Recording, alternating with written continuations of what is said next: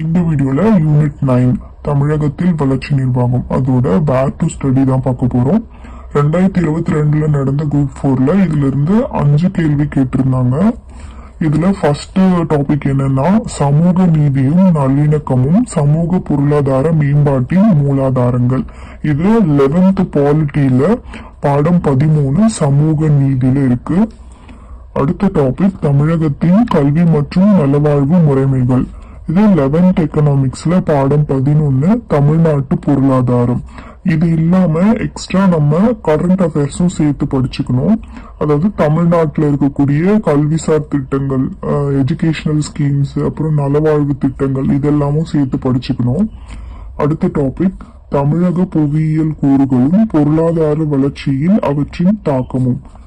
10th 6th lesson தமிழ்நாட்டு இயற்கை பிரிவுகள், 10th 7th லெசன் தமிழ்நாடு மானுட புவியியல். இது ரெண்டுமே ஜியாகிரபியில வரும்.